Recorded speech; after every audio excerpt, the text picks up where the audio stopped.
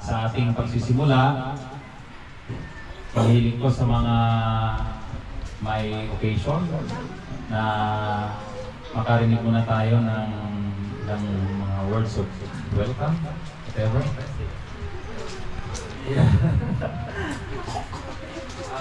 Wala po akong masabi na marami, kundi ang gusto ko lang pong sabihin ay dapat maging masaya lang po tayo dito ngayon, mag-enjoy po tayo, at maraming salamat po sa lahat ng pumunta dito, sa mga effort po ninyo. Alam ko ngayon ay linggo, family day, pero nandito po kayo sa namin, sa celebration. Yun lang po. Maraming salamat po. The Lord be with you. Also with you.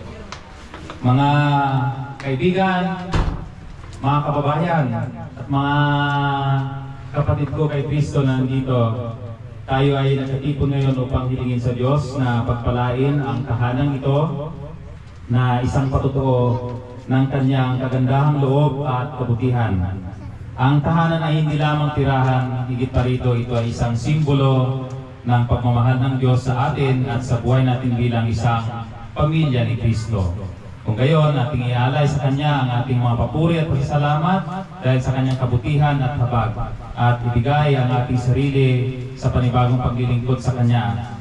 Ang ating kaluluwa upang mabago tungo sa pagiging kalarawan ni Kristo, ang ating buhay upang sila ay maging karapat-dapat na maging templo ng banal na Espiritu, ang ating magawa at pagmamahal upang ang mga ito ay maging ayon sa kalooban ng Diyos.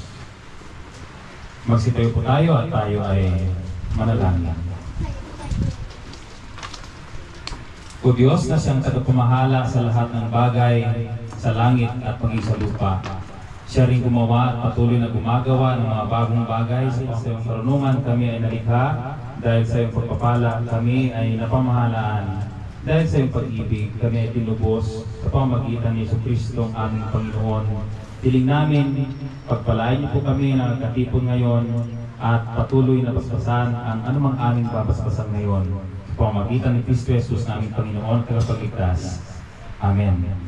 Atin pong alayan ng Panginoon ng isang papuring awit, lahat ng nakakaalam ng chorus ng Dakilang Katapatan. Tayo pong lahat ay umawit.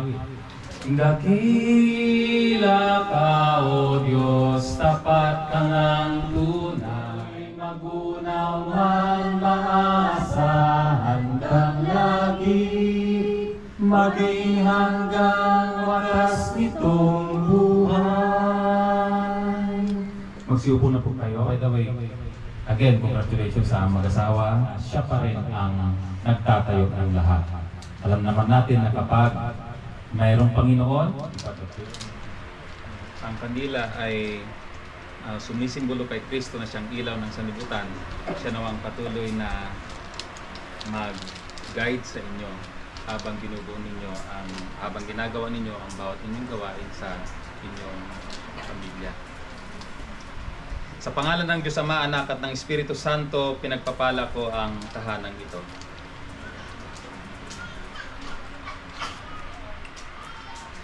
Amen.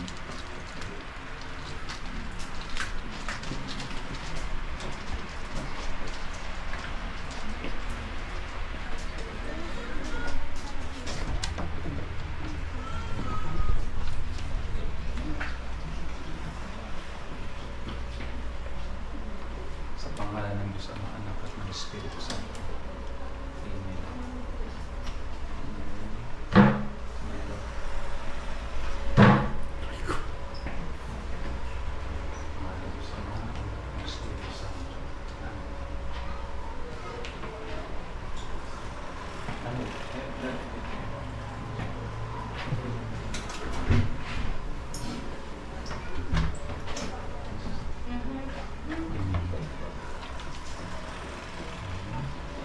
Dito.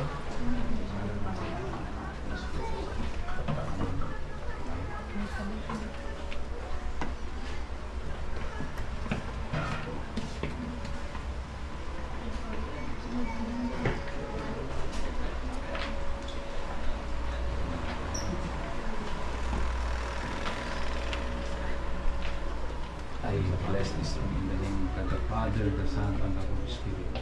Amen. I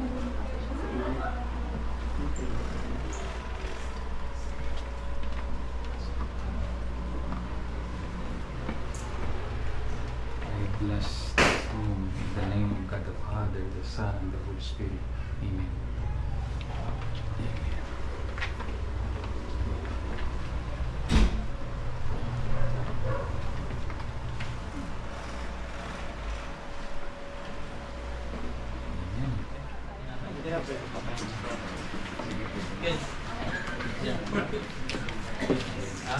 Amen.